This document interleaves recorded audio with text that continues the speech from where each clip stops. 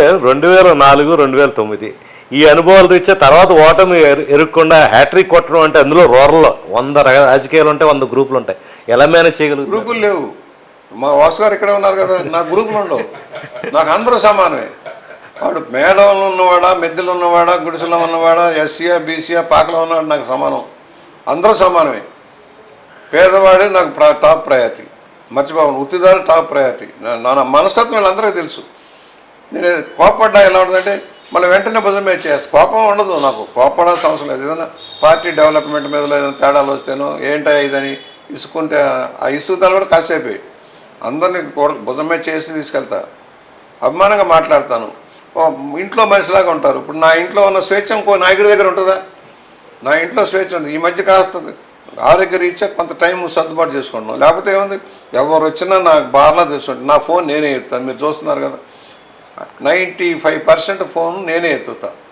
మా పిఎల్కి ఈయన మీటింగ్లోనూ ఇప్పుడు ఉన్నాం కనుక ప్రెస్ మీట్లోనూ ఆడిట్లోనూ ఇవ్వాల్సిన లేదా అప్పుడు నా ఫోన్ నేనే ఎత్తుతా, రెస్పాండ్ అవుతా.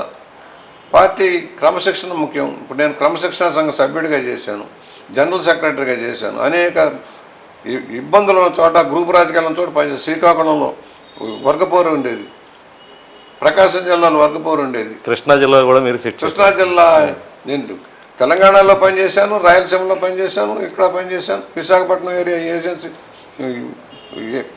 ప్రధాన కార్యదర్శిగా 4 ఏరియాలు పనిచేశాను. అంటే పార్టీ ఏదైనా ట్రబుల్ ఏర్పడినప్పుడు ట్రబుల్ షూటర్గా మిమ్మల్ని పంపించేవారు. చంద్రబాబు గారే చంద్రగిరిలో వాళ్ళ బ్రదర్ ఉన్నప్పుడు ప్రాబ్లం ఉంటే నన్ను పంపించారు ఎలక్షన్కి. మొత్తం గెలిపించా, 5 మండలాలు గెలిపించాను. వాళ్ళ బ్రదర్ తిరుగుబాటు చేశాడు, చంద్రబాబు గారి బ్రదర్. అవును, రామూర్తి నన్ను పంపించారు. 5 మండలాలు గెలిపించాను, 5 ఎంపీపీలు జడ్పీటీసీలు గెలిపించుకొని వచ్చాను. సో అంటే మీరు 3 సార్లు మేయర్ని ఎలా గెలిపించగలిగారు? తర్వాత 4వ సారి రేపు ఎన్నికలు జరిగితే మీ పాత్ర ఎంతవరకు ఉంటుంది? ఆ రోజున నా మాట సాగే రోజుల్లో నేనేం చేసేవాడంటే అన్ని వర్గాలను కూడగట్టి సర్వేలు చేసుకొని ఏ డివిజన్లో ఏ వర్గాలు ఉన్నాయని చూసి మేజర్ కమ్యూనిటీస్ అన్నిటి కవర్ అయ్యేలాగా సీట్లు కేటాయింపు చేసేవాడు, ఐడెంటిఫై చేసేవాడు ఎవరైతే సూట్. అందువల్లనే ఒక పాత బట్టలు అమ్ముకునేవాడు కార్పొరేటర్ అయ్యాడు, ఒక ఆటో నడుపుకునేవాడు కార్పొరేటర్ అయ్యాడు, ఒక బట్టలు కుట్టుకునేవాడు కార్పొరేటర్ అయ్యాడు, ఒక పళ్ళు అమ్ముకునేవాడు కార్పొరేటర్ చేయగలిగాం. మర్చిపోబాకండి. ఎలా చేయగలిగాం? వాళ్ళకి డబ్బులు లేవు. కొంతమందికి అయితే మేమే బట్టలు కుట్టించాం, చెప్పులు కొనిచ్చి కూడా కార్పొరేటర్కి పెట్టాం. 3 సార్లు గెలిపించాం. ఈక్వేషన్ జాగ్రత్తగా చూసుకున్నాం. రకరకాల ఈక్వేషన్ వస్తాయి. ఇప్పుడంటే వాళ్ళు ఇవ్వలేదు. నా కాళ్ళు పట్టుకొని నా దగ్గర కూర్చొని బాబోయ్ రావడం అనుకున్న వాళ్ళు కూడా గొప్ప మాటలు మాట్లాడతారు. తెలుసు, ఎవరెవరు మీకు తెలుసు. వాళ్ళంతా బుచ్చిసార్ చుట్టూ తిరిగి బుచ్చిసార్ పేరు చెప్పుకొని వ్యాపారాలు చేసుకుని కోట్లు సంపాదించుకున్నాడు కూడా. బుచ్చిసార్ సంపాదించాలితే 100 కోట్లు సంపాదించవచ్చు నేను కూడా, కానీ ఏనాడు వెళ్ళలేదే.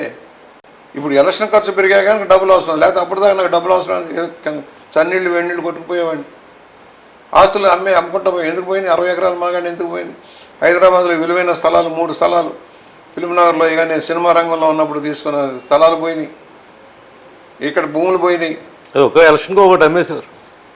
ఒకటే ఇప్పుడు పోయాం ఈనాడు దగ్గర 3000 గజం అమ్మేశాను ఒక ఎలక్షన్కి. ఇది ఇక్కడ ఫిల్మ్నగర్లో సైట్ పోయింది. ఇవాళ అది ఎంత?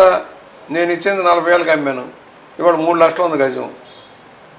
ఇక్కడ శ్రీనివాస గార్డెన్లో 1200 గజాలు 1200 రూపాయలు చొప్పున అమ్మాను. ఇవాళ 1,00,000 రూపాయలు ఉంది. ఉదయిస్తున్న సూర్యునితో ప్రభవిస్తున్న వార్తా ప్రపంచం ఈస్ట్ న్యూస్.